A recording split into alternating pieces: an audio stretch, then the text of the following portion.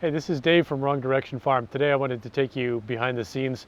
I'm doing some repairs on the tractor, so it's not some of the more pleasant things that we do on the farm, like move the chickens and take care of the cattle, but sometimes we got to fix stuff too.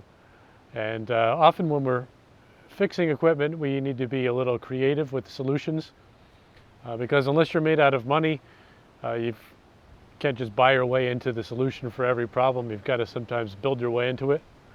And the tractor, this is the only tractor we have on the farm. It's a 65 horsepower tractor. It's about 6 years old. It's a little beat up by now. And we had problems with the quick attach brackets.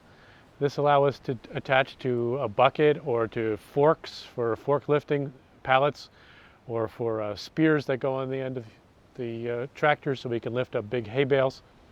But we had a problem where the brackets, where they hold on to the bucket or the bale spear, the brackets were starting to wear out.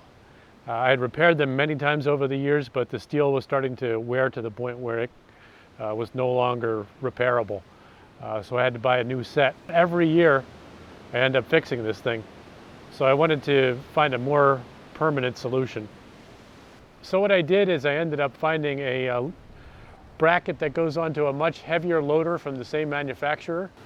I put the forks on there, and I noticed when the forks were at ground level, I couldn't get them to be even with the terrain. They were always pointing up a bit, so I couldn't get them underneath a pallet. So I realized I had a geometry problem. I noticed that this upper pin on the bracket was too far up. It was up about here originally. So I needed to cut it down and weld it into a new position. So what I did is I took the plasma cutter, I cut all the way around this, cut this whole section out, moved it down, trimmed it up, welded it in position, welded this extra gusset in here. There was quite a bit of trepidation as I made those cuts into the steel. I was just thinking, if I mess this up, I'm not going to be able to get these two holes aligned, or I'll get this one at a different level from this one, and then the whole bracket will be messed up. And so I took a long time to get my jig all set up. I had a customized jig I made up to be able to plasma cut each of these ones identically down the line, and all 4 cuts came out really close to each other. So I'm glad it worked out. So that's the solution we came up with. Everything around here requires a little creativity, but we find our way around things.